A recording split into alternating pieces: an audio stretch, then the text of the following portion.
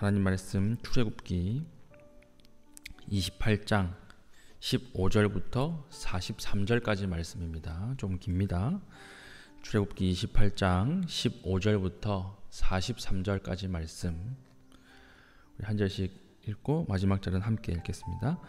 너는 판결 흉패를 에봇 짜는 방법으로 금실과 청색, 자색, 홍색 실과 가늘게 꼰 배실로 정교하게 짜서 만들되 길이와 너비가 한 뼘씩 네 겹으로 네모 반듯하게 하고 그것에 네 줄로 보석을 물리되 첫 줄은 홍보석, 황옥, 녹주옥이요 둘째 줄은 석류석, 남보석, 홍만호요 셋째 줄은 호박, 백만호, 자수정이요 넷째 줄은 녹보석, 호만호, 벽옥으로 다 금태에 물릴지니 이 보석들은 이스라엘 아들들의 이름대로 12이라 보석마다 12지파에 한 이름씩 도장을 새기는 법으로 새기고 순금으로 노끈처럼 따은 사슬을 흉패에 붙이고 또 금고리 둘을 만들어 흉패 위 곧 흉패 두 끝에 그 두 고리를 달고 따은 두 금사슬로 흉패 두 끝 두 고리에 꿰어 매고 두 따은 사슬의 다른 두 끝을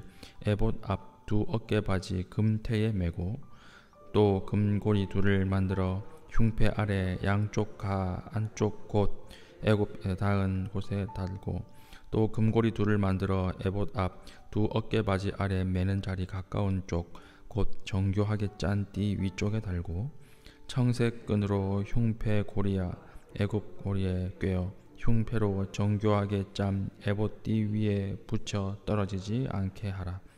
아론이 성소에 들어갈 때에는 이스라엘 아들들의 이름을 기록한 이 판결 흉패를 가슴에 붙여 여호와 앞에 영원한 기념을 삼을 것이니라. 너는 우림과 둠밈을 판결 흉패 안에 넣어 아론이 여호와 앞에 들어갈 때에 그의 가슴에 붙이게 하라. 아론은 여호와 앞에서 이스라엘 자손의 흉패를 항상 그의 가슴에 붙일지니라. 너는 에봇 받침 겉옷을 전부 청색으로 하되 두 어깨 사이에 머리 들어갈 구멍을 내고 그 주위에 갑옷 깃같이 깃을 짜서 찢어지지 않게 하고 그 옷 가장자리로 돌아가며 청색, 자색, 홍색 실로 석류를 수놓고 금 방울을 간격을 두어 달되 그 옷 가장자리로 돌아가며 한 금 방울, 한 석류, 한 금 방울, 한 석류가 있게 하라. 아론이 입고 여호와를 섬기러 성소에 들어갈 때와 성소에서 나올 때에 그 소리가 들릴 것이라. 그리하면 그가 죽지 아니하리라. 너는 또 순금으로 패를 만들어 도장을 새기는 법으로 그 위에 새기되 여호와께 성결이라 하고 그 패를 청색 끈으로 관 위에 매되 곧 관 전면에 있게 하라. 이 패를 아론의 이마에 두어 그가 이스라엘 자손이 거룩하게 드리는 성물과 관련된 죄책을 담당하게 하라. 그 패가 아론의 이마에 늘 있으므로 그 성물을 여호와께서 받으시게 되리라. 너는 가늘게 배실로 반포 속옷을 짜고 가는 배실로 관을 만들고 띠를 수놓아 만들지니라. 너는 아론의 아들들을 위하여 속옷을 만들며 그들을 위하여 띠를 만들며 그들을 위하여 관을 만들어 여호와께 하되 너는 그것들로 내 형 아론과 그와 함께한 그의 아들들에게 입히고 그들에게 기름을 부어 위임하고 거룩하게 하여 그들이 제사장 직분을 내게 행하게 할지며 또 그들을 위하여 배로 속바지를 만들어 허리부터 두 넓적다리까지 이르게 하여 하체를 가리게 하라. 함께 읽습니다. 아론과 그의 아들들이 회막에 들어갈 때나 제단에 가까이 하여 거룩한 곳에서 섬길 때에 그것들을 입어야 죄를 짊어진 채 죽지 아니하리니 그와 그의 후손이 영원히 지킬 규례니라. 아멘. 오늘 본문도 어제와 같이 제사장 옷에 관한 내용입니다. 제사장 옷에 관한 규례들을 보면 성막을 만들고 성전 기구를 만드는 것보다 훨씬 더 많은 명령을 하나님께서 하시는 것을 알 수가 있죠. 이것은 어떤 의미일까요? 하나님 앞에 섬기는 사람이 중요한 것이죠. 하나님 앞에 섬기는 사람이 섬길 때마다 어떠한 마음가짐으로 어떠한 행동을 해야 되는지 하나님 아주 세세하게 이 작성을 해주셨는데 이것은 그 사람의 마음과 중심을 보시겠다라고 하는 것이고 성막보다 성전 기구들보다 앞으로 나오는 하나님 앞에 나오는 사람이 훨씬 더 중요하다라고 하는 것을 하나님이 이 분량을 통해서도 보여주고 계시는 것입니다. 어저께 살폈던 것은 제사장의 옷을 만들 때 에봇을 만들라. 그래서 어깨 바지를 만들어서 거기에 보석을 받고 보석 하나하나마다 이스라엘의 이름을 만들어서 이 제사장의 에봇을 만드는 그런 규례를 주셨고 오늘도 이제 에봇에 다는 관이나 흉패나 이런 것들에 대해서 의복의 복식 규정을 그러니까 드레스 코드지요. 드레스 코드를 하나님께서 알려주고 있는 본문입니다. 첫 번째는 판결 흉패를 만들어서 붙이라 이랬죠. 이게 흉패입니다. 가슴에 붙이는 이 어떤 패인데 실을 정교하게 꼬아서 거기에 12개의 보석을 달아라 이렇게 말씀을 하셨습니다. 그리고 금고리를 그 사각형의 끝에 달아서 위쪽 2개는 어저께 살폈던 어깨 바지에 메고 아래쪽 2 고리는 에봇 바지 쪽에 결합을 해서 떨어지지 않게끔 꽉 묶으라는 거예요. 그리고 12개의 보석 아래에는 금으로 태를 둘러서 각자마다 이스라엘의 지파의 이름을 붙여라 이렇게 이야기해서 총 몇 개지요? 3줄씩 4개 이래서 12개의 보석을 붙이고 나오게 되어 있습니다. 그러니까 어깨에도 이스라엘 자손의 이름이 새겨져 있고 흉패 가슴에도 이스라엘의 이름이 새겨져 있는 것입니다. 어저께 살폈지만 이스라엘의 이름이 하나님 앞에 보석에 박힐 정도로 그렇게 순종하고 대단한 사람들이었나요? 아니죠. 끝없이 배신하고 끝없이 하나님을 떠났던 사람이에요. 그런데도 불구하고 하나님은 보석에 이름을 박으라. 이 이야기는 어떤 의미일까요? 보석처럼 봐주시는 겁니다. 은혜로 용서해 주시는 거예요. 그러니까 이것을 가지고 하나님 앞에 감사할 수 있어야 하는 것이죠. 이 12개의 보석을 딱 박은 다음에 안쪽은 주머니처럼 만들었습니다. 주머니처럼 만들어서 이 안에 무엇을 넣으라고 했냐면 30절 보니까 우림과 둠밈이라고 하는 돌을 넣어라 이렇게 이야기했습니다. 그리고 이 우림과 둠밈은 항상 제사장이 하나님 앞에 나올 때 이것을 넣어서 나와야 하는 것인데 이건 어디에 쓰는 거지요? 본문을 보니까 판결을 할 때 쓰는 것이다.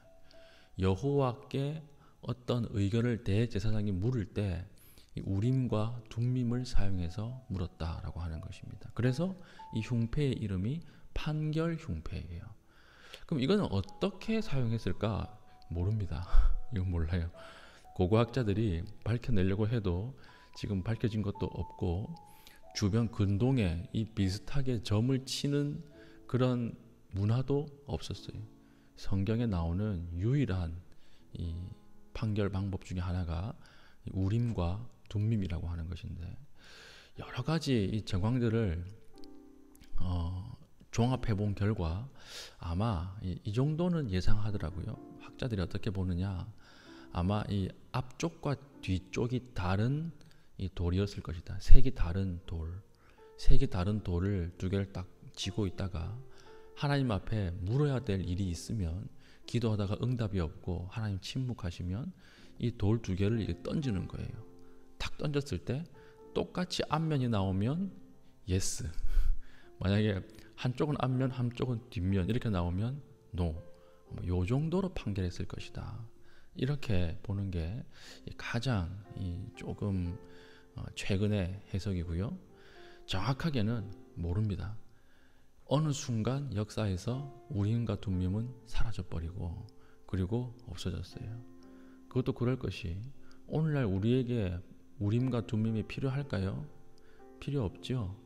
우리는 이미 말씀이라고 하는 하나님의 세세한 계시가 주어졌고 그리고 가슴에 이 판결 흉패를 담은 것 이것은 판결 흉패를 벗어버리면 끝나잖아요.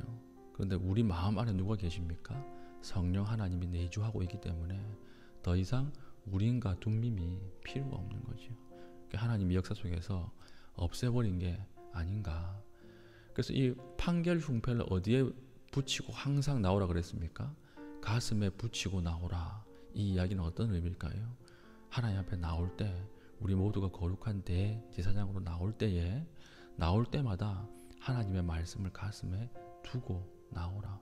말씀을 확신하고 나오라는 것이죠. 우리는 죄인이지만 용서하겠다고 하신 말씀을 가슴에 붙잡고 나오면 하나님께서 우리의 죄를 말씀대로 용서하시겠다라고 하는 의미가 제사장 의복에 담겨 있는 것입니다. 그리고 31절 보면 겉옷 제작법이 있죠. 겉옷. 이 흉패 위에 겉옷을 제작하는데 특이한 것은 전부 푸른색 천으로만 만드는 것입니다.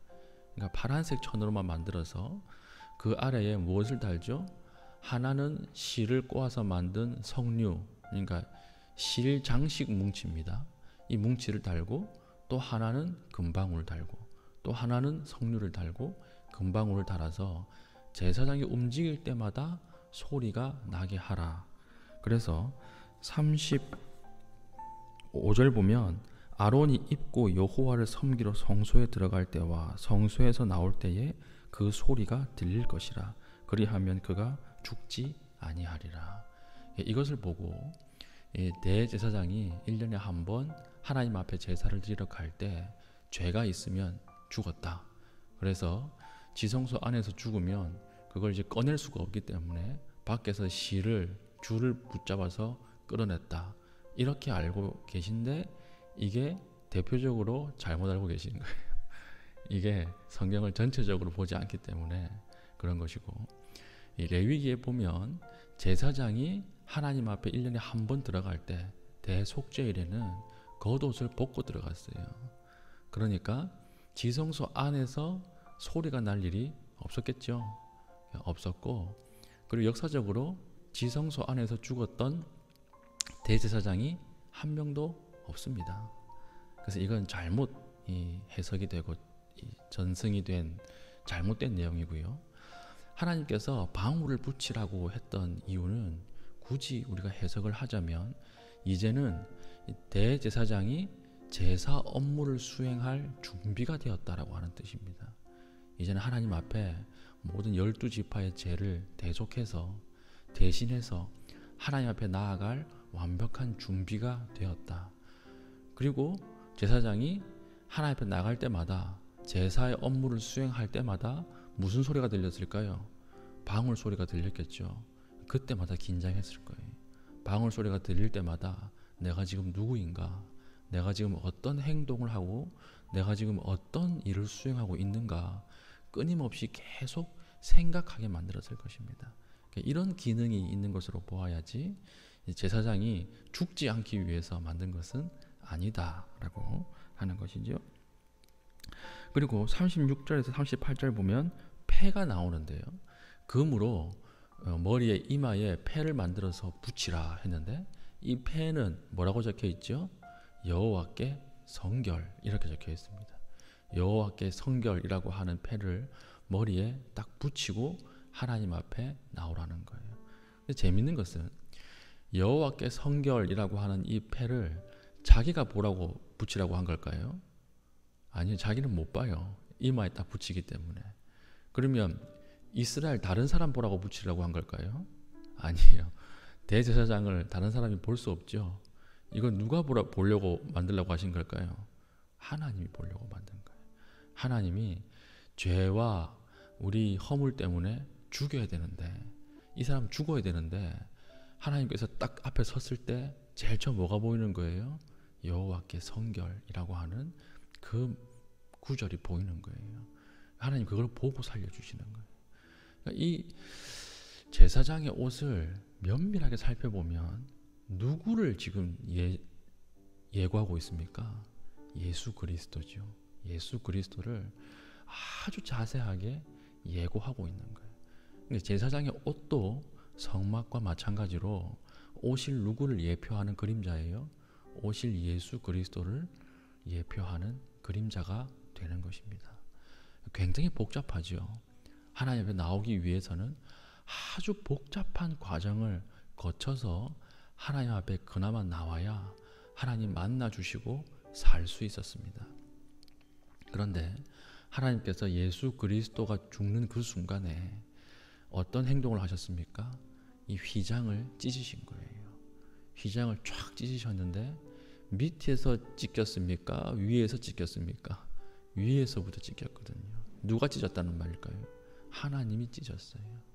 그러니까 이 복잡한 제사의 모든 그림자들을 하나님께서 예수 그리스도의 죽음으로 단번에 제거하신 겁니다. 그래서 우리는 이 복잡한 과정을 다 거치지 않고 시간과 공간을 초월해서 어디에서든지 예수 그리스도의 이름을 부르면 하나님의 지성소 앞으로 바로 나가는 은혜의 시대를 살고 있는 것이죠.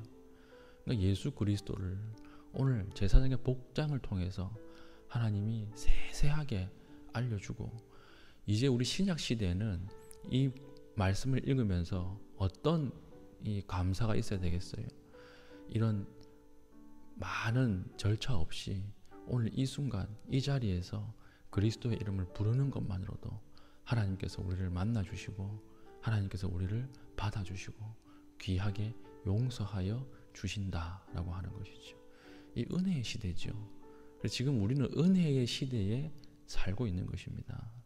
누구라도 믿겠다고 작정하면 구원의 문이 열려 있어요. 아무리 악한 사람이라도 하나님 앞에 그리스도의 이름을 붙들기만 하면 하나님이 용서하시겠다고 말씀하신 시대가 지금 2000년, 딱 2000년 이 시기예요. 역사 전체에서 은혜의 시기는 그렇게 길지 않아요. 그리고 이 시대는 언젠가 닫힐 것입니다. 그럼 그때는 하나님 앞에 나오고 싶어도 못 나와요. 그때는 하나님 앞에 구원받고 싶어도 구원의 문이 닫힙니다. 우리가 얼마나 큰 특권을 가지고 있는 특권층인가, 이것을 이제 이 제사장 복장을 통해서도 알 수가 있는 것이죠.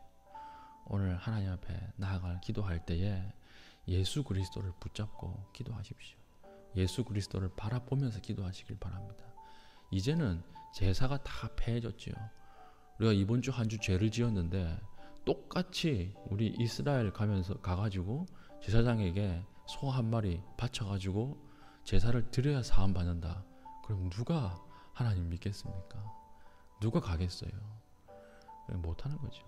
근데 하나님께서는 그 모든 과정을 예수 그리스도의 영 단번의 죽음으로 다 해결하셨다는 것입니다.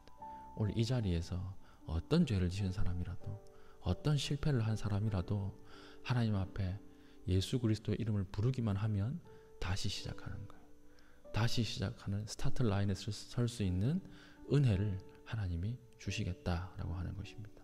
그러니까 오늘 제사장 복장을 통해서 우리에게 주시는 하나님의 마음을 깨닫고 하나님 마음을 또 이해하고 기도할 수 있는 주의 신실한 백성 되시기를 축복합니다. 아멘. 기도하겠습니다. 기도할 때 저희를 부르신 하나님 앞에서 올바르고 거룩하게 살아갈 수 있도록 도와주시고, 오늘 하나님 앞에 기도할 때 예수 그리스도의 이름 앞에 하나님의 마음을 깨닫고 기도할 수 있는 심령도 허락하여 주시옵소서. 우리 다 같이 기도하신 이후에 자유롭게 돌아가시겠습니다.